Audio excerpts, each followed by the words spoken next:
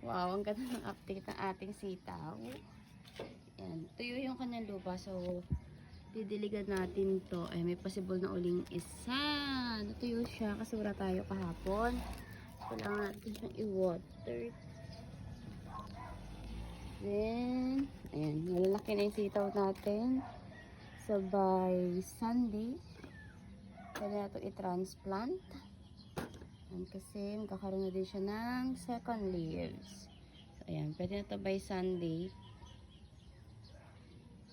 So, okay pa yung ating mga natirang kamati. Ano to? Mga natirating sili. Tapos ito, nakakrack na. So, sana mag-okay na yung wing bean natin. Check natin yung iba. So, ito yung mga tin-transplant natin na nakaraang araw. So, yan. May magaganda sila. So, mukhang magaganda naman yung tubo. Ayan. At ito ay parang meron na namang meron na nga. Tanggalin natin. Kinamay. Kasi hindi ko pwede tanggalin yung dahon. Pilot pa yung dahon niya. So, yan. So, may mga insekto siya. Hindi ko pwede putulin yung dahon kasi ilan lang. So, wala naman. Yan, healthy yung isa. The rest, ayan, healthy ang ating kamatis. Dinagdagan natin siya ng kusot parang mas gumanda yung kanyang mga dahon. Ayan, kasi siguro may mga more nutrients na silang re-receive. So, ayan, ganda nito. Pero usog.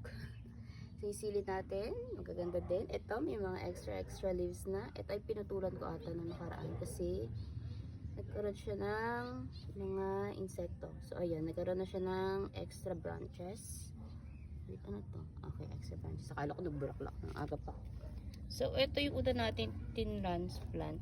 Ito yung una kong soil. Ano siya?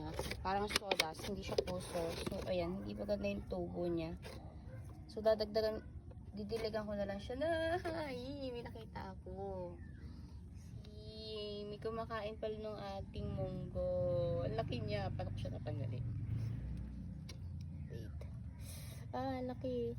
Wait lang. Tatanggal ko ba siya? Patay na. Huwag ka malalaglag sa kamay ko, please. Yeah. Kasi siguro naubos yung dahon ng munggo natin. Tignan natin kung meron pa. Ba't may ganon? Mabalahibo. Sana isa na lang yun. Yung munggo natin, namukbang. So, pag-iisip ako na pwedeng pandilig dito para hindi sila lapitan ng mga caterpillar. Mukhang madaming caterpillar dito sa amin. Nabigla ko na ngati.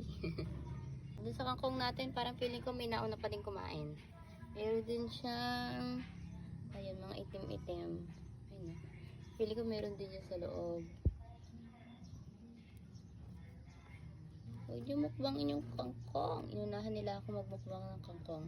So, yung kangkong natin, dahil ayos na yung drainage system, didiligan natin to later. Medyo dry na yung kanyang lupa. Bakit rin yung kangkong natin? Didiligan ko na din to ng molasses kasi ilang days naman na to. So, ayan, didiligan natin para mas may nutrients silang makuha. So, happy ako sa aking talong. Healthy siya. Pero, kunin mo natin extra water dito para hindi nakabuwag.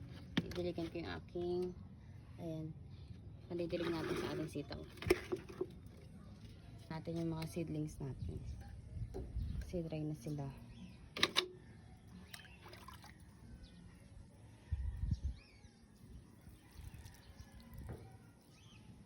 Lagyan din natin ng water yung tray. Para may na-absorb pa din silang water. Ang ganda ng ating sitaw. Kasi may tumutubo uling isa pa. Transplant natin yan kapag may mga 6 na dang. Pag 6 na yung dahon nila, saka natin siya i-transplant. Para sure tayo na strong na siya. So, dry na dry yung lupa. Kaya lagyan din natin ng tubig. Ay, nabasa ako. Lagyan din natin ng tubig yung tray. Ay, nabasa uli ako. Hindi pantay yung lamesa. Ay, yung lagayan. Ito na lang. pantay. Ayan. So, basa ako dun So, ayan ang ating sitaw. Kulay green. Green na yung dahon niya. So, ayan.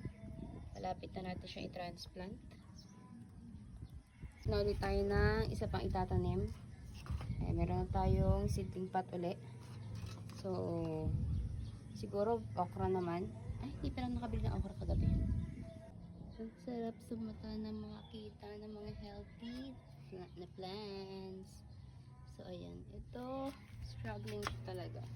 Parang gusto ko siyang paltan ko na lang siguro yung lupa niya ng kusot din. O haluan ko na siya ng kusot. Kasi, hindi talaga maganda yung tubo.